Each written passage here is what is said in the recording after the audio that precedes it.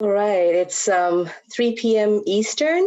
My heart just jumped right out of my chest, which means I'm about ready to get this started. Hello, everyone. Welcome, and thank you so much for taking the time to do this. Good afternoon once again. My name is Nithya Prem Kumar, and I am a senior consultant. In my opinion, is one of the best workforce and economic development firms in the country. We are a for-profit firm with a not-for-profit heart. Our CEO, Tom Miller, often jokingly says, but in all seriousness, TPMA, or Thomas P. Miller and Associates, is a workforce, economic development, and business consulting firm. And we are intent on developing and implementing strategies that lead to equitable outcomes, because when the community thrives, we can all benefit from the positive repercussions. Our associates, we are all from across the country. I'd say subject matter experts who serve as an extension of your organization if you ever have us work with you. We really work as a part of your team. Personally, my area of expertise is workforce access and equity. And I would say the best part about what we do, besides making an impact, is the people we work with and the people we meet. These webinars that TPMA hosts are a way to showcase innovation, as well as best practices by real people. Today, we are happy to bring you authentic leaders to share strategies to embed diversity, equity, and inclusion in everything you do from the top down. Before I ask our fantastic panelists to introduce themselves, you, the audience, can you please share with us who you are and what brings you to this discussion? Go ahead and please type your responses in the chat box. If you have any questions during this session as well, please go ahead and put that in the chat box too, and we will get to it perhaps at the end of the session. So without any further, chatter from my end, I will want to turn it over to the panelists. We'll start with you, Mr. Jay Williams. I understand that you are quite popular with the people. And for those that do not know you, will you please share a little bit about who you are and what brings you to this conversation?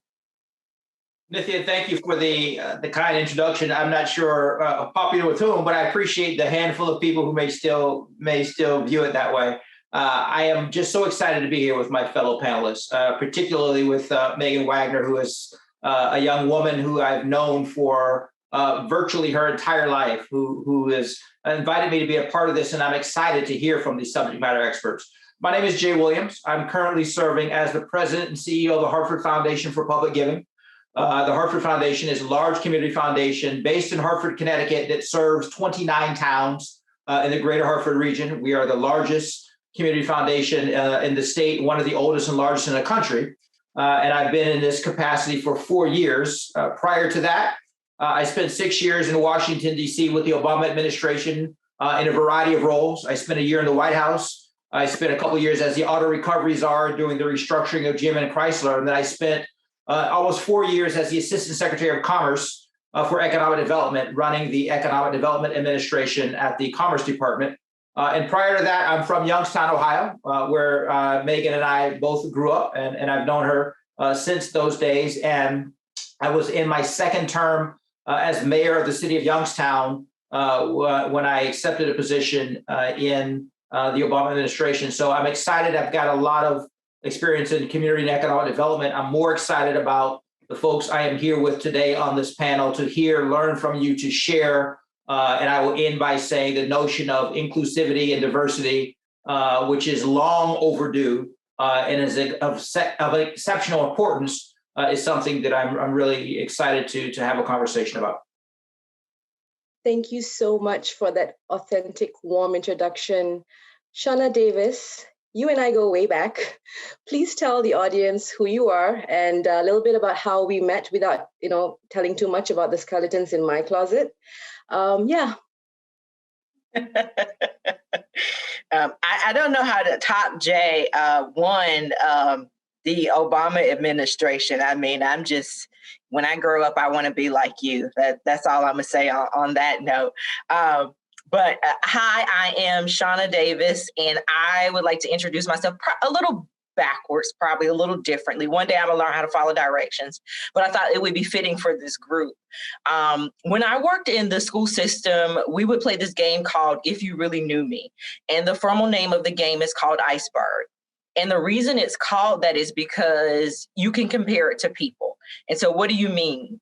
What do I mean, you ask? With icebergs, you usually only see the top of it, the 10% of it that's above the water. The other 90% is underwater. And like icebergs, I tend to think many of us as Black people in both public and private sector jobs are only allowed to show 10% of ourselves without making anyone uncomfortable, or not to be seen as ghetto or less than when we are our authentic selves. If you really knew me, you would know that I am the oldest of three girls that, despite the odds, succeeded. Three girls from two parents that came from generations of trauma, that lacked resources and fell into addiction. Three girls that survived three different foster homes. Three girls that are our college graduates in spite of. And oddly enough, the story of that and my sisters is unfortunately not a rarity. The rarity is being able to speak in rooms in a language where your voice will be heard.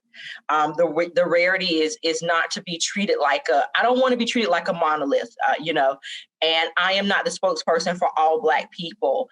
And it's unfortunate that when I do find myself in rooms, because my subject, verbs, and nouns agree, and I am unassuming to the majority that does not look like me, it's unfair, right? And so if you really knew me, you know that my hope is that these discussions would become the norm at some point. And so to formally introduce myself, I am currently the Senior Director of Partnership Development in Pennsylvania. I am tasked to the Governor's Workforce Board.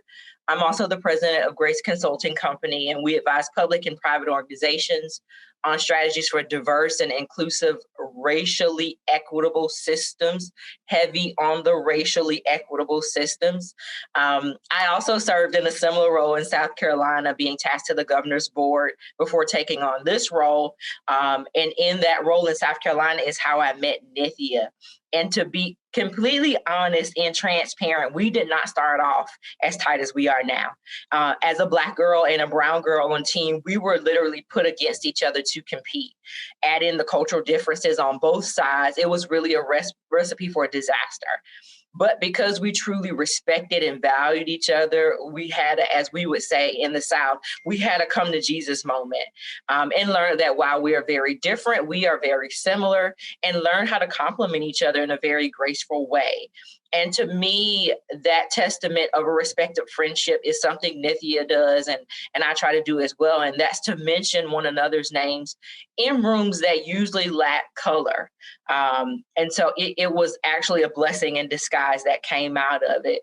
Last but certainly not least, I am the newest member of Alpha Kappa Alpha Sorority Incorporated. Sorry, y'all, I had to do it because I just got my pearls. And that's it. Congratulations, Shauna, and thank you for keeping that PG. Megan, you are a fantastic leader. You are my boss. You're a friend. You are a businesswoman. I've learned so much from you within the past few months of us working closely together. Tell the audience how fantastic you are and how you've come to this discussion. Nithya, you're always so kind and so sweet. And I honestly, first of all, it's just an honor to even be a part of this panel and to represent Thomas P. Miller and Associates with Nithya, and to be alongside Jay Williams and Shauna. And as Jay mentioned, Jay has known me literally. He knew me before I knew myself. That's how long and how far back we go. So, I look at him as a mentor, and I'm so happy to be with him today as well. And Shauna, I've had a chance to get to know her through Nithya and through work for the state of Pennsylvania. And I really appreciate all the knowledge and all the gems that she brings every time that we have the opportunity to facilitate regarding diversity and inclusion and race and equity as well. So I've been with the firm for 6 years. I am the Director of Diversity, Equity, Inclusion, and Business Partnerships. I have a strong background working with work-based learning type programs, such as registered apprenticeship programs, currently representing the state of Pennsylvania for the Northwest region as the ambassador of registered apprenticeships alongside Nithya. But yes, I've been here for quite some time. I have a passion also for sector partnerships and the power that sector partnerships has, especially when it comes to implementing diversity and inclusion, utilizing that as a model that can be used to break barriers in order to get folks to work. And that way we can have an inclusive community all around. So thank you so much for having me. And thank you so much, Thomas P. Miller and Associates, for allowing us to facilitate this topic today. Thank you, Megan. So now the questions, right? I really want to hear from you, and I'm sure the audience want to as well. And we're going to start with you, Jay, the rose among the thorns right now. So in all seriousness, right, we are seeing an unprecedented level of economic investment in local communities with the American Rescue Plan Act. So as community leaders such as yourself begin to plan for initiatives, what advice would you give them to ensure innovation and prosperity for all? That's a great question. I would start with a premise, and I start with this premise because of the nature of this discussion, which it's wonderful that we've got this unprecedented level of investment, and even though it resulted from a very tragic and significant crisis, but we're talking about the importance of diversity and inclusion and equity in all things.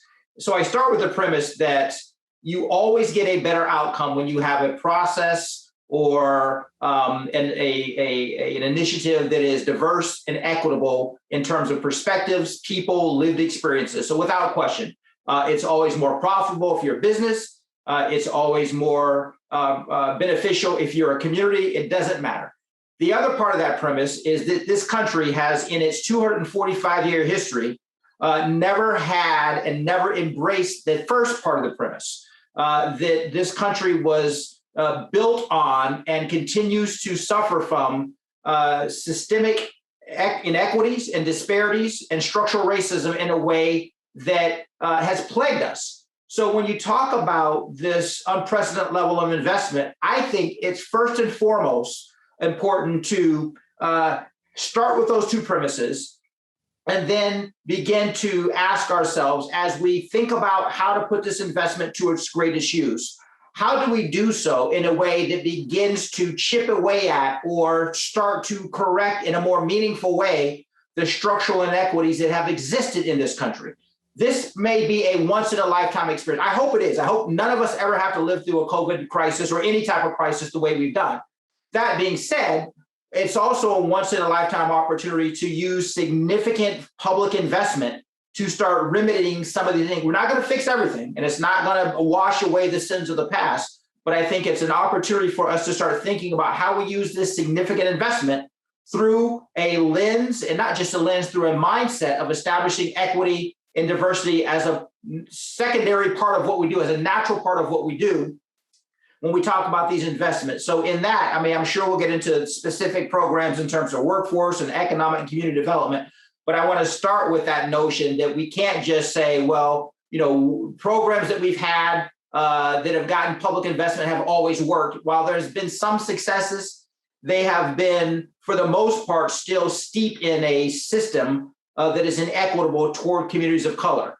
Notwithstanding everything that everyone here on this call has been doing, I'm talking about more systemic problems. So in that regard, I would say that is where I and others in my space are really pushing that whatever happens, whatever we do, we acknowledge the systemic problems, and we make sure that we try to use this once-in-a-lifetime opportunity to have equity and inclusivity baked into this in a way that is inextricable, more so than we've ever had in the past.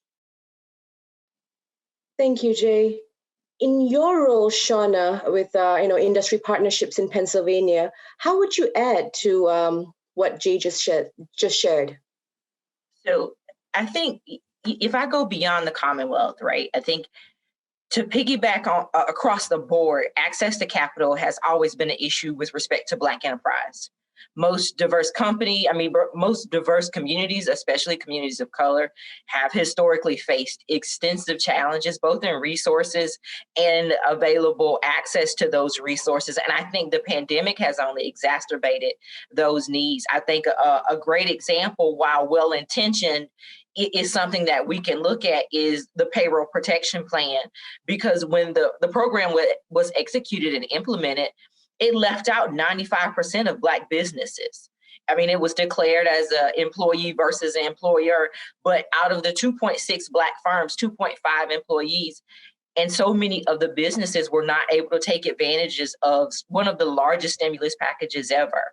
And as Black businesses, you usually have subcontractors and joint ventures, but it's usually friends and family, and it's usually cash and carry. And I believe innovation and prosperity for all will only happen if a combination of both diverse policy, as well as the people that are being placed to carry out that responsibility, make sure that there's accountability, transparency, and intentionality across the board. I'll also add a partnership. And when I say partnership, I mean holding and hosting information sessions and town halls, you know, for those communities that have been disparaged the most, so they can understand what's happening. To answer your question in terms of industry partnerships is something too that we are looking at in terms of diversity, equity, and inclusion, understanding that Pennsylvania is 78% white, but I know that there is the other part of Pennsylvania. When you look at SNAP and EFT, it's 52% single Black female that are a part of those programs. And so when you talk about those initiatives, it's access to resources, it's understanding what's happening. And I think a huge part of that is really the combination of diverse policy and how we're carrying that out. Thank you, Shauna. What would you like to add to that, Megan? And if I can add anything, because both of those responses were so phenomenal, you know, of course, I'm always going to come to from the position of workforce development and thinking about folks who are trying to get back to work, and then them having opportunity for job opportunities that maybe they don't have the skills for. So in this sense, you know, I'm always going to be a strong component of work-based learning programs, such as registered apprenticeship programs, and even for high schoolers or even young adults to participate in pre-apprenticeship training programs as well. So then that way they can gain those skills early on in high school, or in this case, for those who have been struggling during the pandemic to get back to work because of their skill set, placing them into a registered apprenticeship program or a work-based model similar to that, where they can earn and learn while achieving their training is key, because, you know, there are barriers in place for folks who may not have access to attending a school or a training program, and may not want to, you know, because they feel like, hey, I can't afford to do that, because they don't want to have the debt that goes along with taking out student loans and not having access to childcare, not having access to transportation, things of that nature. As Shauna mentioned, having strong sector partnerships in place, so in that way you have all of your stakeholders there at the table, is key. So then that way, you know, when you're working within your community, you're trying to reach a certain population and targeted populations because you want them to come work for you, well, then we have to remove those barriers, and having a model, as I mentioned before earlier, like an apprenticeship can help us do that, because you're helping to help an individual get trained. You're helping to earn a living and earn an increasing wage as they go through their training program. And then that also helps you too. It also helps when it comes to speaking to having an inclusive work environment and organizational culture that represents the community that you want, that you're working with, and the community that you're in, looking around the table and saying like, hey, if I see the room and everyone looks the same, then that's a problem. So I feel like, Nithya, now I'm diving in probably to your next questions, but I'm always going to go back to also to support what Jay and what Shauna said, as in having work-based learning programs that are fair and that folks are able to have access to, because if they don't know that a registered apprenticeship program is available, you know, through an employer, then, you know, when in the case, you know, why do you have your program in this case if you're not going to at least take people in and get them trained? This is why I love presenting with you, Megan. It's like you do the perfect segue into the next topic we wanted to talk about, which is pretty much, you know, implementation, right? So when it comes to implementation efforts, and in many communities, you know, we continue to struggle with getting the right resources to the right people at the right time. And this was also prior pandemic, right? So what strategies and partnerships are needed to overcome this obstacle? This question, let's start with you, Shauna. Sure. So I'm going to go back to my previous answer to respond to this a little bit, and I'll add to it. But I'll start with, I believe, diverse policy, followed with diverse oversight to carry out the commitment to getting resources to the right people in a timely fashion is truly the only way. And I'm going to emphasize the word partnership again. I've gone to graduations, right? Because it's graduation season. And at every graduation I've gone to, I've seen a translator on stage, right? I believe a part of partnership is to have a translator for diverse communities, for explicitly Black and Brown communities, as those are the communities that have been disparaged the most. When I worked in a previous role, I built relationships, which is what my job was centered around, which it still is now. And I remember learning in that previous role, though, about a state housing grant that was worth millions of dollars. And it was to repair homes in rural areas. And Nithya, you might remember this because I think we might have sat in this meeting together. But it was to repair homes in rural areas for elderly folks. And they could pick the contractor. But you know what happened? The issue was, one, that rural and elderly residents didn't know of the program. If they knew of the program, there was a lack of trust, and most of the time in the Black community, unfortunately for good reason. Or if they did find out, they would go to someone to see if they could get paid to fix their roof. And so then you run into the other issue. My uncle may have been certified in roofing, and he may be a roofing guru and a builder of great porch ramps for those elderly people. But to complete the task here, first question they would ask is he registered with the state? You know, his question is, what does it take to get registered with the state? You know, have you filed the paperwork, the affidavit? Have you paid the fee? And by the time you get through all of those all that red tape and bureaucracy, and not saying that it's not needed, but there's a disconnect there. And so that translator that's needed, that's how I feel like we can get to overcome some of the obstacles with that strategy. Thank you, Shauna. Jay, would you like to add to that?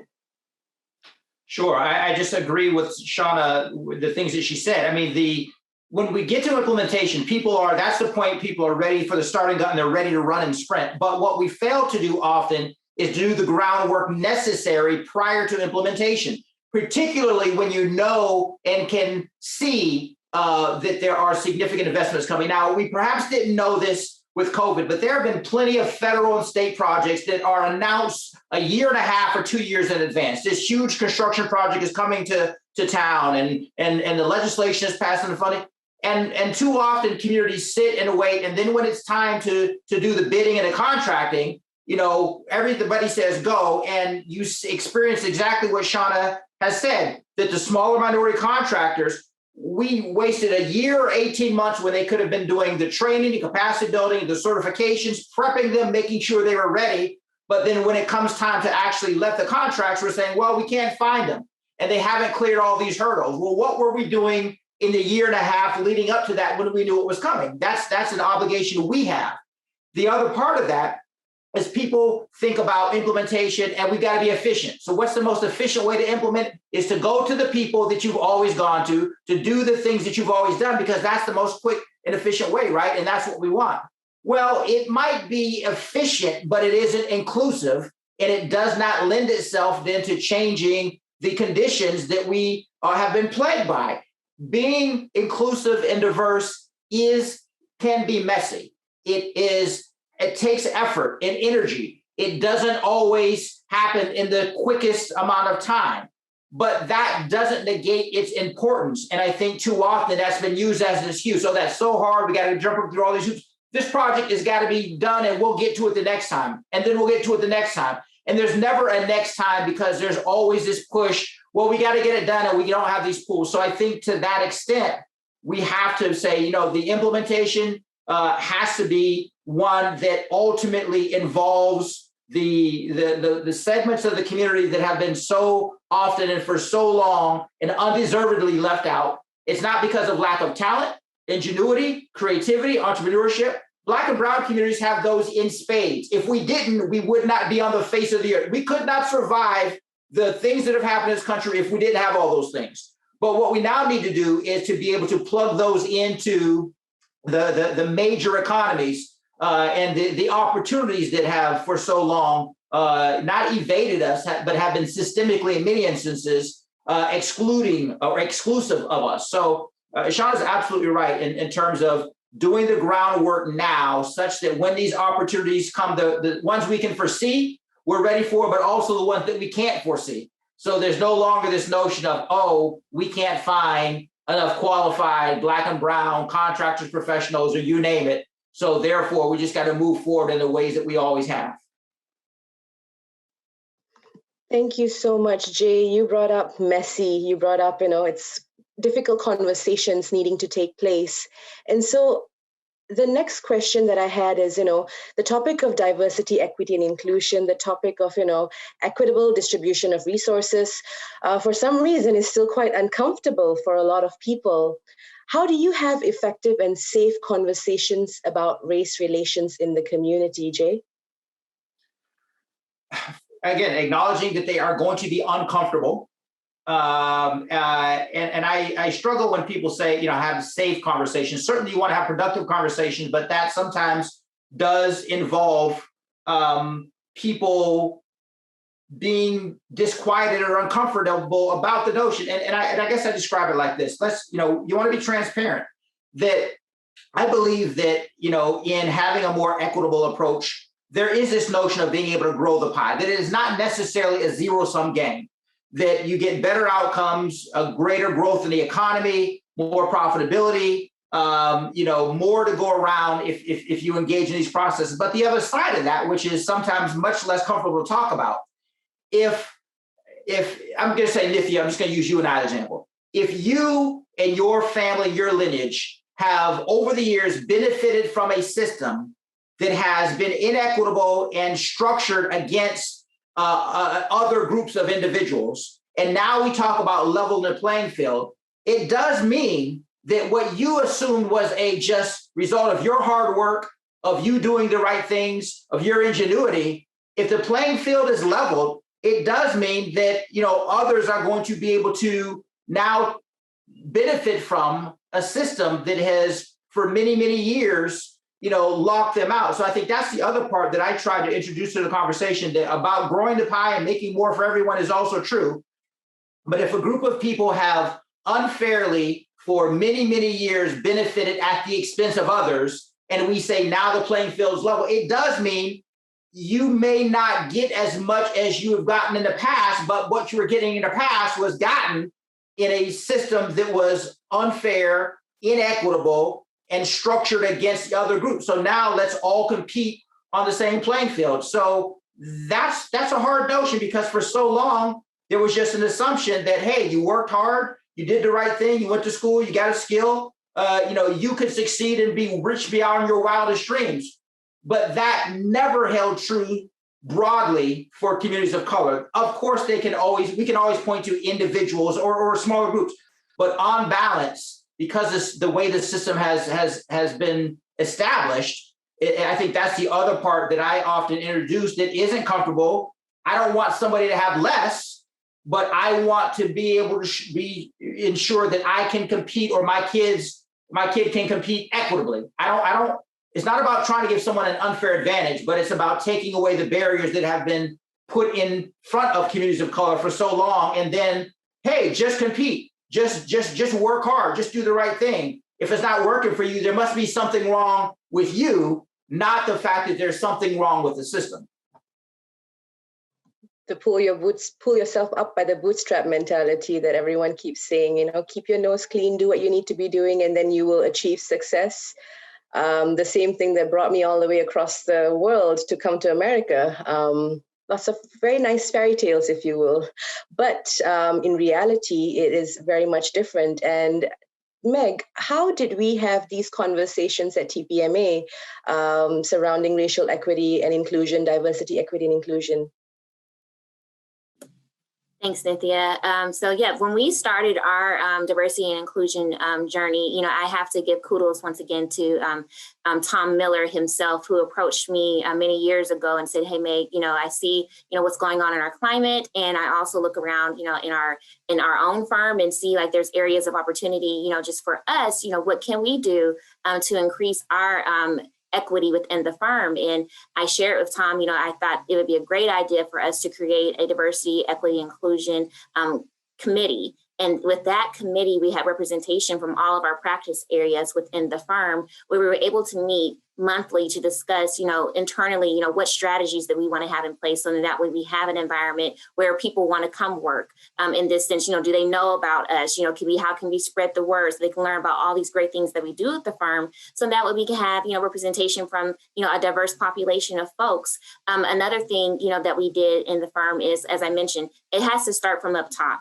If you have your leadership in place who's going to support, in this case at that time, I was the diversity and inclusion coordinator for the firm, having the support of Tom and the executive leadership to create the committee, and then to figure out exactly, how we wanted to implement training within the firm as well, of different things, different tools, different strategies, different models, different ways of thinking. The art of thinking together is a quote that we often use when we talk about diversity and inclusion. The art of thinking together independently. What can we do to all come together in this sense to talk about, as Jay and Shauna has mentioned before I got kicked off by the internet, that, it can be a, tough conversation to have. It can be an uncomfortable conversation to have. But, as Jay and Shauna mentioned, having uncomfortable conversations, they're therapeutic, they're healthy. That's what is going to allow us to, move the needle further, in this world of trying to build equitable spaces for everyone, to have inclusivity.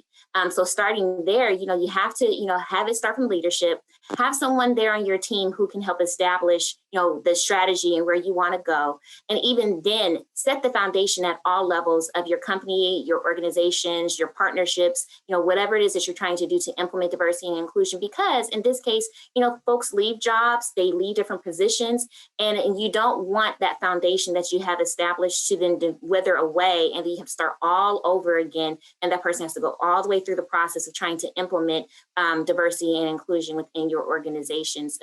So that's what we did here at Thomas P. Miller and Associates. We started internally, we did the work. We actually brought in, and a shout out to Evelyn Burnett. She's also another Youngstown native who's now in the Cleveland area. She, along with her team from Third Space Action Lab, came into our firm to help facilitate trainings for us around race and equity first. So then that way we can learn, go back in history, in talking about the systems that Jay and Shauna have mentioned as well, not just for African Americans, but for all people of color. So that way we can understand clearly those barriers that have been in place because of the systems that are there. So starting there and bringing in this case, if you feel comfortable, bring in an outside consultant as well, who can come in and help facilitate those tough conversations. In this sense, now Thomas P. Miller and Associates, now we're having those conversations with our clients and folks who bring us in as well to help facilitate their trainings, look at their policies and their procedures, and also putting together a strategy for them to implement diversity and inclusion, and also being hired to meet with other big employers such as Toyota and McCormick and Johnson & Johnson, to name a few, who have participated with Thomas P. Miller and Associates, who is working with the Manufacturing Institute to create case studies around diversity and inclusion, and how those big companies that I just mentioned, and a few others like BP as well and Pfizer, how they implemented their diversity and inclusion, and how employers at all levels, small, medium, and large, what they can do to implement diversity and inclusion. So that way it's not an intimidating factor and feeling like, oh, I don't have the bandwidth, or I don't have the time, or I don't have the experience or the knowledge. Just having an easy document like that to read their case studies to learn what you can do also is a great first step for implementation. Thank you, Megan. Shauna, how did we have difficult conversations surrounding race relations? Because even though Black and Brown, those conversations are still difficult. They are. They really are. And I think that was something that I wanted to highlight, because that was something that I heard Megan and Jay say. I want to piggyback on something that Jay said, safe. I don't know that was safe. We fully transparent. It was some tears in the conversation that you and I had, if I go back 5 years to the office, because there was some understanding that had to be had there. I personally have this motto that my English teacher would kill me if she heard me say, and it's a personal motto of mine, and I try to lead with this daily, especially in thinking about these types of conversations.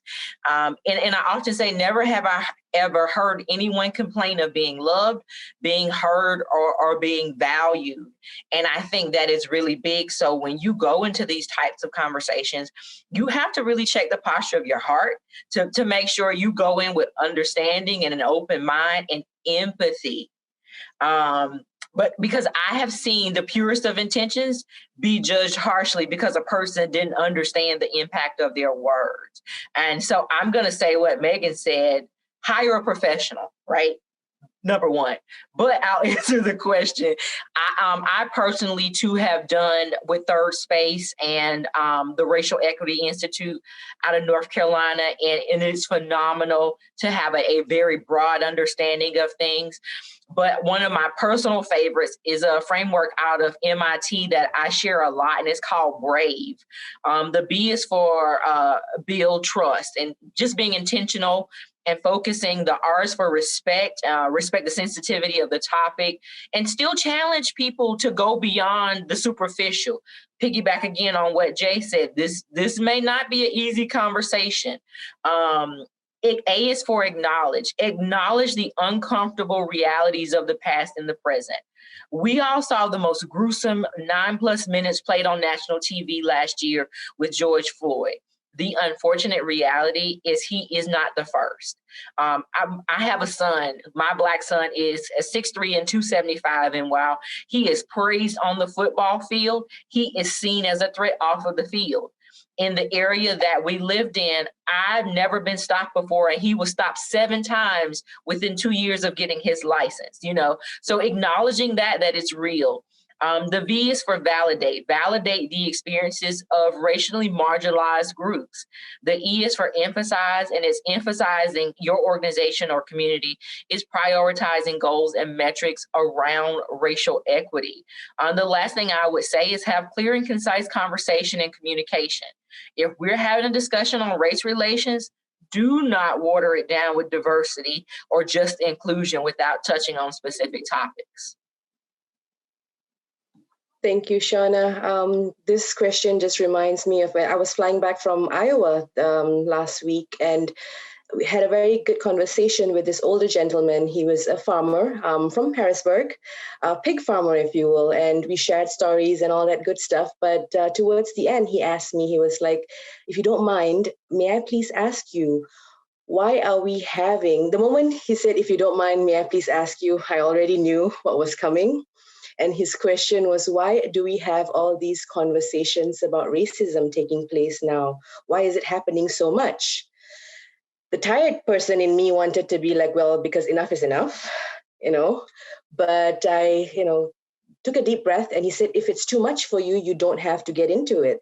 But I made that personal choice to, make it something that I wanted to do, even though I wasn't being paid for my labor. Mind you, as Shauna mentioned, as Jay mentioned, as Megan mentioned, this is difficult conversations. A lot of times you want to bring in experts for it, and the onus is not on Black and brown people to teach you or to educate you. However, if someone chooses to do so, please listen. And this man was wonderful. He listened and he said, thank you so much for sharing. But I did not skim my words. I was not kosher, if you will. And he was very, very open to what I had to say. So be prepared to have some difficult conversations, if that makes sense. So I guess metrics, right? We often talk about how to measure the efficacy of things and why it's important. With that in mind, Jay, if I could start with you, how can community leaders create equity-based metrics to track progress over time so we can say this work is truly needed and meaningful? I say this with all sincerity. This is often when organizations, for-profit or nonprofit, can turn to places like Thomas P. Miller and Associates. It is tough. And I think, as Shauna said, bringing in some expertise because there are, objective measures that you want that are validated and can, withstand the scrutiny and the rigor of evaluations. But then there are so many subjective issues when you interweave this, because it is about perception, it's about lived experiences. There are some people who genuinely, the individual you spoke about, I believe was genuine and sincere when he was asking, why do we keep having these conversations? And I applaud you for, as tired as you are, that all of us as Black and brown people are trying to explain this and educate people about it. I applaud you for taking that time. That being the case, there is a need for resources and expertise to help establish those metrics, and those metrics need to be metrics that can be some consensus around a broader aspect of the community. Because if the metrics are just seen as valuable by communities of color, that's not enough. Because we may say, well, here's the standards or here are the expectations, but the metrics have to also be valid, not validated, that's not the right word, but there has to be some consensus that these metrics are metrics that can be used to hold accountable broad segments of our community, not specific companies, although that's appropriate when a specific company chooses to do that, but more broadly when we talk about societal norms and public actors like local, state, and federal governments. And that is a difficult task, and we've been trying to do that for years. I mean, you go back, and you all know this better now, whether it's what ultimately pejoratively became quotas, or how affirmative action was turned into something very pejorative, when all it was about trying to make sure that there was consideration of people of color in opportunities that was devoid for so many years. So the how do you do it in a way that those who want to maintain the status quo don't then take those metrics and use them against what the intention is? Again, a la quotas or affirmative action or reverse racism or reverse discrimination. So, as an organization, the Hartford Foundation, we have started investing in our own internal capacity.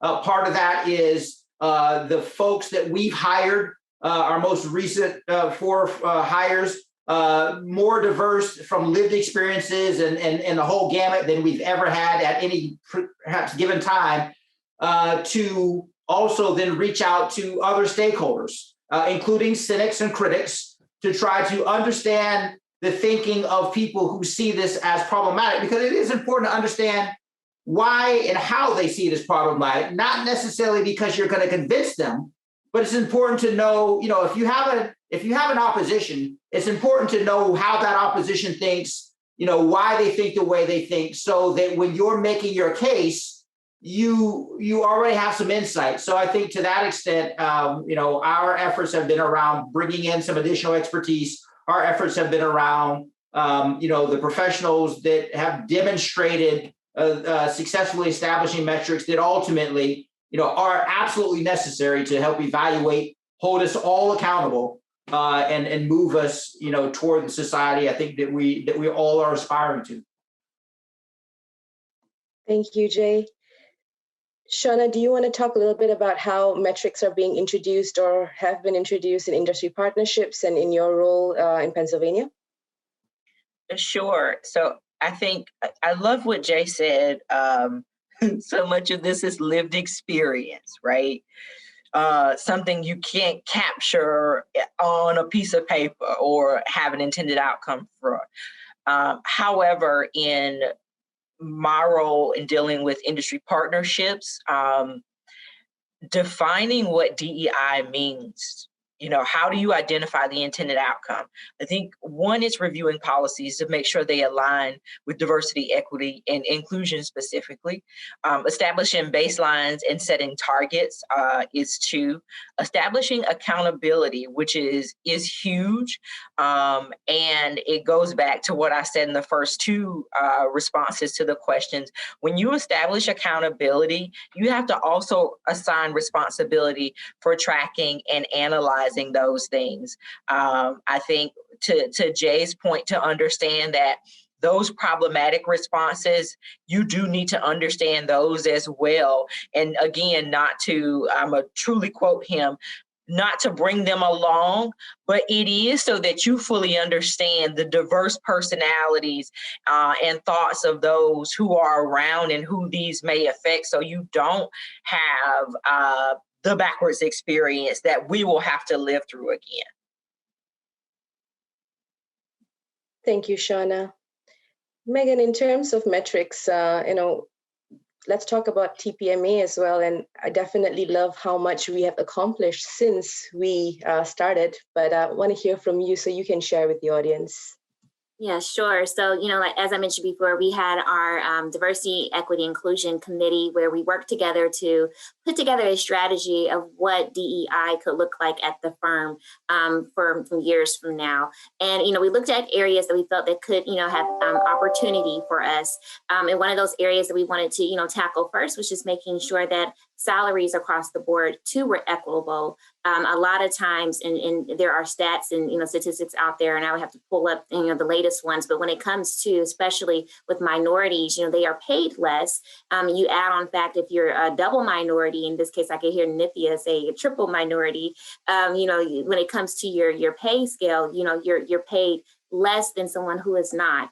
So we wanted to make sure that we addressed that as well, so that way everyone had an equitable salary, and also just thinking too, just about, once again, belonging and showing appreciation and showing that we do value you, and that we want to make sure that we have this correct. So that's one area that we addressed as a part of our strategic plan, and I'm happy to say that is something that we did accomplish already within the firm. Very exciting time for our teammates here at TPMA. We also, of course, many corporations and companies always look at the folks around them, looking at, if you have a lot of people who look the same, what do we need to do to change that?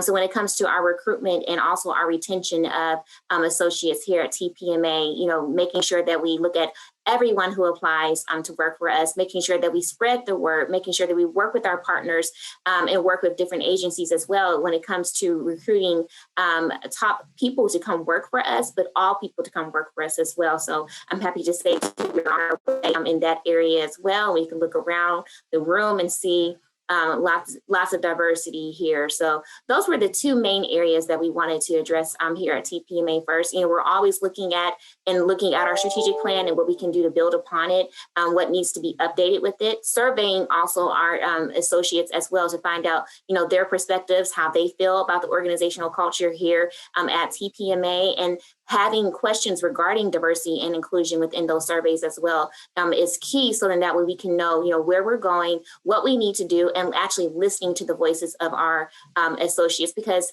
once again, diversity is all about having everyone at the table. And if you have all the same people at the table, then you're going to miss out on some great innovative thinking and creativity that really can help push your agenda a lot further in this sense if you did not have diversity at the table. Thank you so much for sharing, Megan. My next question is along the lines of, meaningful conversations ongoing to keep people energized and consistently involved in this specific topic and area, not just because it's a fad or because it's something popular that everyone's talking about. And this is also a question that was asked in the chat. How do we keep these meaningful conversations ongoing, especially within the white community? Who would like to take it first? Let's go with you, Shauna. Jay came off mute first, so I think it's on him. I was hoping you didn't catch that. I quickly tried to put it back and I totally saw it. I think that I'll start it. I'm sure this will be bested by both Megan and Shauna, which I appreciate. One, you have to understand it. And I think it's just that we can't make people do anything.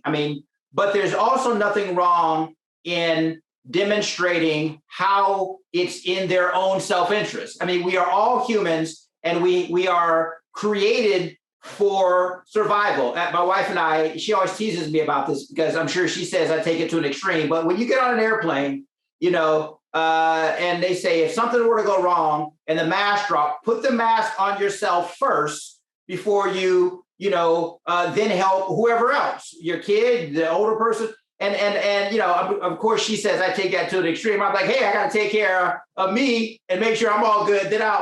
But what I'm saying is that showing folks in the white community how this conversation is not just about the benefit of communities of color. It is about a societal benefit. And again, we brought in someone from the Boston Federal Reserve Bank who who made a compelling case to a group of CEOs and CFOs that your bottom line, your shareholder price, your profitability is enhanced when you have a diverse, intentionally diverse process, employee base, customer base. So even if the CEO, and I'm just going to be, even if it was a cynical CEO who says, I'm not sure I buy into all this diversity stuff, that CEO is about, hey, my bottom line. And if that bottom line is enhanced, so I think by having conversations that still are tough, that as Shauna and I were talking about, aren't always safe, but not shying away from showing how it is in your self-interest. And I'll end by saying this. When I was the mayor of Youngstown, it's the largest city in the Mahoning Valley, surrounded by increasingly wealthy suburbs as you go out. And there was this natural tension from when Youngstown was at its peak to sort of where it struggled. Oh, the crimes in Youngstown, the problems in Youngstown. And I had yet to find an elected official in a suburb who could dispute the fact that if there is a stronger Youngstown, there is by definition a stronger Boardman and Canfield and Austintown. So the stronger the central city gets, the more benefits irradiate out to the region. But the opposite was also true. As Youngstown struggled, yeah, you could say, oh, well, Canfield is great. But at the end of the day, the struggles of the central city, which provided a vital lifeblood to the rest of the community, economically, culturally, all those things most of those things were centered in Youngstown. The struggles of Youngstown, although not always as equally or readily apparent, reverberated through the entire Mahoning Valley. The same thing holds true here in Hartford, Connecticut. The same thing holds true in every place of this community. So talking about the self-interest of a stronger communities of color, why that is beneficial to our greater society is reasonable. Most reasonable people will be open to that and will subscribe to that. Now, again, you also have to realize there are some people who are like, oh, I don't want that. I'm fine. I want my little enclave to continue to benefit at the expense of others. So I have no interest in stronger communities of color, and just accept that there are those people out there. But to me, those people, while statistically the majority right now have the megaphones and the platform, so they seem to be more prevalent than they are. But I think that's something that we shouldn't shy away from. It's in everyone's self-interest to have stronger, more equitable, prosperous communities of color. That was very well put. Shauna, did you want to add to that? Sure. So I think what Jay said, I'll fully echo. I was trying to remember some stats from a previous conversation that we had around workforce and equity. And I think the holistic approach is, with statistics, it shows that employers who have diverse talent and inclusive organizational culture, they're far more successful than those who do not. People of color are 1/3 of the labor force. 52% of the labor force is women. 10% of LGBTQ talent has left the job because it was unwelcoming. Companies in the top 25% for racial and ethnic diversity are shown to be 35% more likely to have above average financial returns. Gender diverse companies have a 15% higher return. And for every 10% increase in racial and ethnic diversity on a senior team, earnings rose 8%. So I think, to Jay's point, the holistic view is it's a win-win for all, because diversity isn't just Black and brown. It's the gamut of all of those nationalities and ethnicities that are opposite of what the majority is. Thank you, Shauna. Megan, did you have anything to add?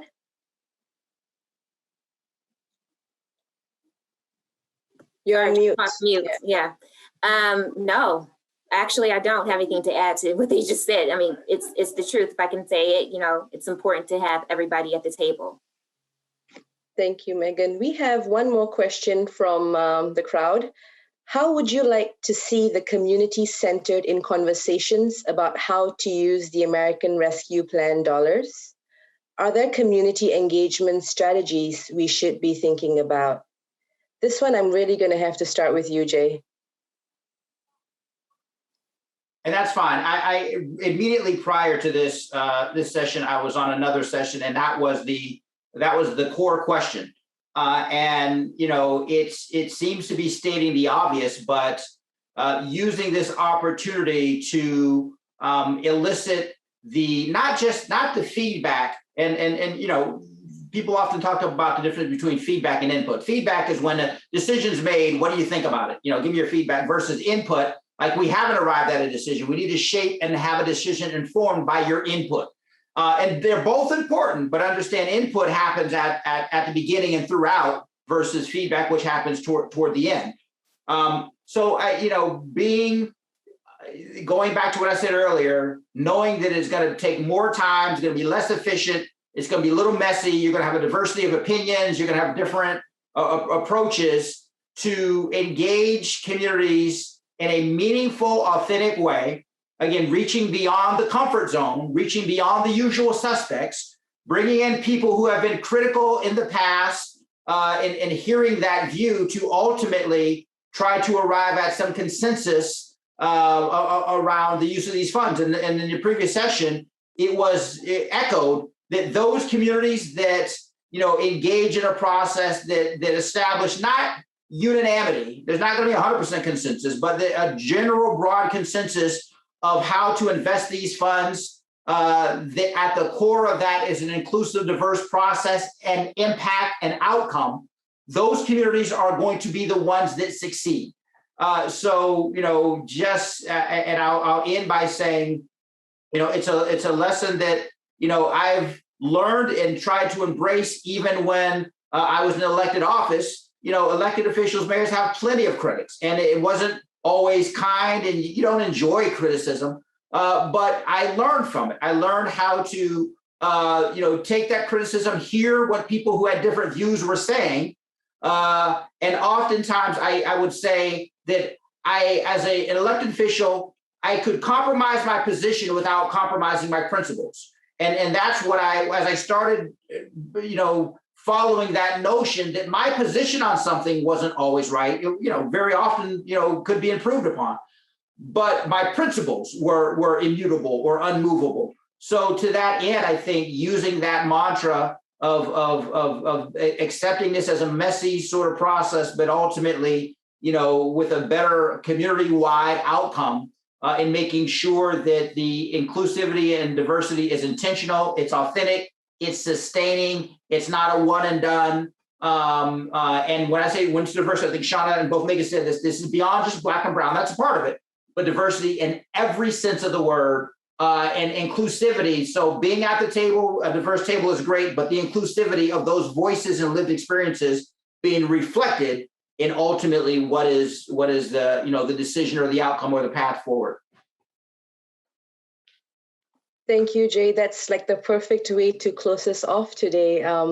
We definitely appreciated everyone's time, everyone's, really being involved in this process, because this is an important conversation, and I think it just has to keep going. Thank you, Jay, for your time. Thank you, Shauna. Thank you, Megan. Is there anything else anyone would like to add before we close off? Just thank you to the panelists, Shauna, Megan, Nithya, you are all phenomenal. I just enjoyed this. I've learned so much, and I appreciate the work that you have done prior to this. And I hope to one day get to actually meet in person the Nithya and Shauna who I've not met. But again, thank you all. The same. Thank you so much. Great to learn so much, Jay. It was a breath of fresh air. So thank you, Nithya and Megan. Always a blast working with you too. I love working with you guys. Thank you for the opportunity.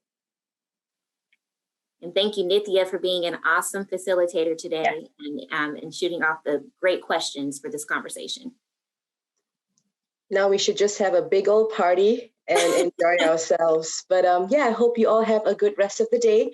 TPMA, if you are interested to join us for a Q&A session with the panelists, I have...